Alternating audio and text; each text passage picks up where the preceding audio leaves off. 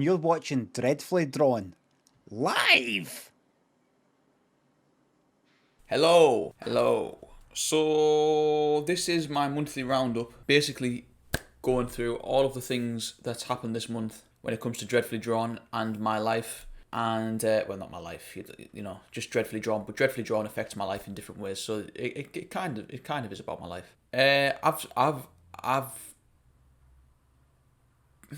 I've struggled a little bit. I've struggled a little bit this month, and not because of Dreadfully Drawn or anything like that. Just generally in my life, in my sort of head, and I've struggled a little bit. And it's not because of Dreadfully Drawn.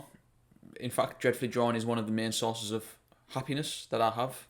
I love doing it, and I think it's important that I remind myself that I do love doing Dreadfully Drawn.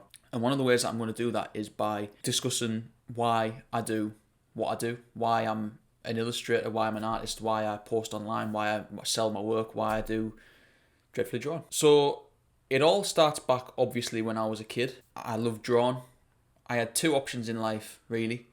One was to be a footballer, and one was to be an artist. When I was 7, I got asked to go for trials for Hartlepool Football Club. Now, at the time, Hartlepool were a League 2 team, I think. So they were a fairly big team at the time. And as a 7-year-old, I turned it down. And the reason I turned it down was because, one, I wasn't confident enough, which is a running theme throughout all my life. And two, I didn't really want to be a footballer. I enjoyed football, I enjoyed playing with my mates, I enjoyed kick about and everything, but I never really saw it as a career. Like, I knew that I wasn't quite good enough. As much as I enjoyed it and loved the sport, I was never going to be a footballer. So that pretty much ruled out any options of being a footballer. The next one was drawn. Now, to be an artist, you had to either work for a massive company or have you work in a gallery or sell your work professionally. And because obviously social media wasn't a thing back then, the opportunity just wasn't there. Unless you were an exceptional talent or you came from a family that was exceptionally well off and could give you that stepping stone to get your work in a gallery or fund your business or company or whatever, which wasn't going to happen. I always felt like art was seen as a bit of a pompous thing to do, which is why I'm very, very lucky to be in this position now, where I feel like I absolutely love the fact that I am an artist. An artist. So it started off by I'm sure I've shown this before. Drawing footballers, again a running theme throughout my life. Luis Garcia. This must be 2004 time, 2005. This was what I loved doing. I love spending my time drawing. So when I wasn't with my friends playing football or hanging about on the street or whatever, climbing on things, I loved sitting at home and drawing. That was like what I loved to do. And I used to create different like characters and ways of drawing. This is Kevin Peterson. I think it's like the 2005 Ashes. I used to create like different character styles and caricature styles. So that ran all the way through my childhood, and then into my teens I stopped a little bit because I had other interests. I started knocking about on the street a bit more, like going out with my mates after school, playing on the PlayStation with my mates. Drawing became a bit of a secondary thing. And when I bought this book, Drawing Caricatures, I must have been 12, I think. My hatred for art hit a new level, because I'm the type of person that if I don't pick something up straight away, I'm done with it. Like, it's got to be fairly easy for me to pick up, or I just don't care. It's why I've never really improved on the guitar. Like, I love playing the guitar, but I'm a very limited player because I just don't have any interest in being any better than what I am. Do you know what I mean? And it was the same for this. I didn't pick up a pencil for years after this. I tried to copy Rowan Atkinson. Dreadful. I tried to copy Sylvester Stallone. And looking back, they weren't that bad. But like at the time, because they didn't look exactly like they did in this book, I was like, I'm done with this hobby. So then that was a thing. And then once I got to like GCSE level, like mid-teenagers, towards the end of my teenage years, like 17, 18, it started to dawn on me that I have absolutely no interest in anything. And I'd taken all the arty subjects like IT and it was called Creative Eye Media, graphic design. I took at GCSE, and then I took photography at A level. And I was shit at everything. And when I hit 18, I hit a bit of a point where I was like, what are you actually going to do with your life? You don't want to go to uni. You don't want to just get a job. So what are you going to do? I mean, this sums it up, right? This is my A level. This is my A level mock exam. It's an inspection report exam question: semantics, lexis, phonology, discourse, grammar, pragmatics, graphology. I did A level English. As you can see there, it's basically like a mock exam. That's the back of it. Luckily, my English teacher was my form teacher, so he sort of finished in. But basically, it's a cop that's been eaten by zombies, and that's how much I cared about anything other than art and animation and illustration and anything like that. Like, I just did not care, and to be honest, I still don't. And then I started uni and had an absolute horror first year at uni, like to the point where I nearly dropped out at the start of the second year because it was just horrific. It was just terrible. And then in the second year of university, it was like a turning point. I realised what are you actually going to do with your life? You know, you can't just go back home. You can't. You know, you spent £9,000 in the first year of university, all the accommodation fees, all the food and everything, transport and everything. You just can't waste that now, and you have nothing else going for you. So stick in, pack it in being an absolute arsehole, as in an arsehole to myself, not trying, sitting watching Netflix all day, just a bum, just fucking graft and do some work and do something that you know you'll enjoy, which is when I started animating. And then that was like the stepping stone. I was like that. Everything in my life, every time that I'd been tested in my life, I'd always underachieved. Always. Exams underachieved. Coursework underachieved. Results underachieved. Everything. And I was like, it's got to stop. It's got to stop. And then even like the end, I didn't quite get the grade I wanted at university. I got a 2-1, but I really felt like I could have pushed myself and got a first. I think I should have got a first. Anyway, a year later, I drew this on a piece of paper. And this is the start of Dreadfully Drawn. Louis Theroux, Louis Van Gaal, Liam Gallagher, Ed Sheeran. This was it. This piece of paper. And this was when I was like, yeah, university is important for me. Obviously, I need to get a job. And I ended up working at Sainsbury's. But like, this is what I want to do. I want to create work. I want to sell work. And it took me back to being like 10 years old, where I used to sit and draw and then put like 2 pence on the back of the piece of paper that I was drawn on and sell it to my mum and dad.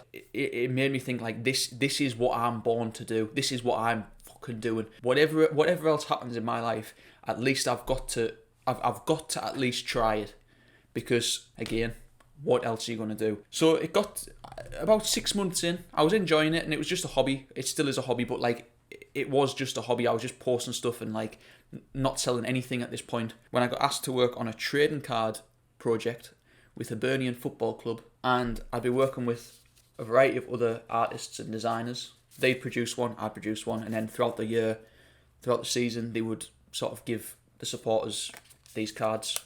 And this was the first commission, and it was the first time when I thought I could take this seriously.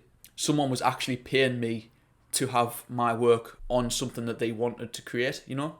And from then, it was like, full steam ahead, let's go.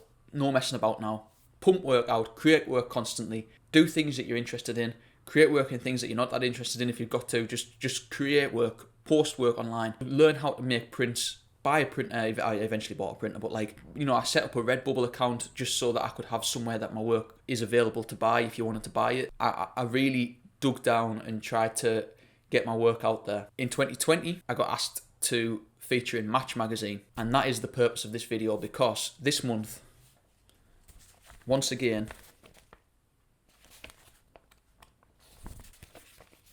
there is a full page spread with my work in it, and it is like this. When I talked about that, the trading cards being a turning point, this was the turning point. This was like, when I was a kid, this is all I read. I didn't read a lot, but this was the only thing that I did read. The Match magazine every week. I think it was a Tuesday that I used to go before school and get the magazine, and it was always my goal to be in it in some way, shape or form. And to actually get that opportunity, and this is actually the third time I've been in it, and I've got another exciting thing coming up, which is out now. I'm in the annual. I've actually got a page in the annual, which I haven't bought yet, but I'm hoping to find it this week. This was like when I first got in, and still to this day, but like when I first got in that Match magazine, it was like everything that you wanted to do as a kid has just come to fruition. If you could have told my younger self that I'd be in the Match magazine, it's like, well, it's like a dream come true. It's like the top of the fucking scale, man. So it's a good feeling.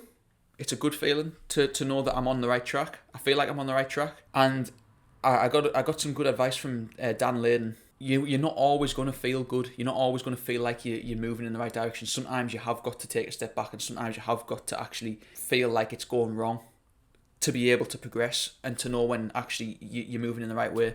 And I feel like I am with it. It's just that other things sometimes get in the way, and then I sometimes take it for granted that I'm doing this as a full-time hobby and full-time thing that I absolutely love doing. Like when people ask about it, yeah, I love it. Like it's become who I am. So I'm not in a great way in terms of me heed. I feel very, very lucky that I get this opportunity to be in the Match magazine and like other opportunities, and I hopefully get more opportunities as they come. I'm always fighting for more opportunities. I'm always open to more opportunities and open to doing more work. So that's this month's video. I'm in Match magazine once again, and I love Dreadfully Drawn. At the end of next month, October, it will be 6 years since I started it. It might be like the start of November, but I might do the 6 year update at the end of October, if I remember. So that is where I'm at.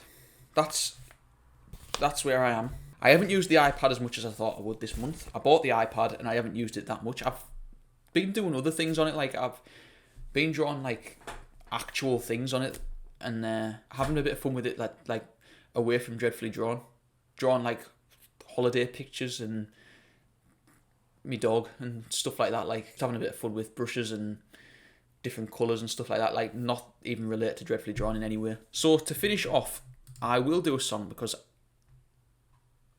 I might as well. Last night we went to see Stop Making Sense, and if you don't know what Stop Making Sense is, it is a Talking Heads film. It was released in '84, I think. I'm a big Talking Heads fan, and to see that live in the cinema, or to see it in the cinema, it wasn't live, but to see it in the cinema was good, you know. So I'll do my favourite song by them, and also potentially my favourite song of all time. Is where I want to be, pick me up and turn me round. I feel numb, born with a weak heart, I guess I must be having fun. The less we said about it, the better. Make it up as we go along. Feet on the ground, head in the sky. It's okay, I know nothing's wrong, nothing. Thank you for watching. See you soon. Goodbye.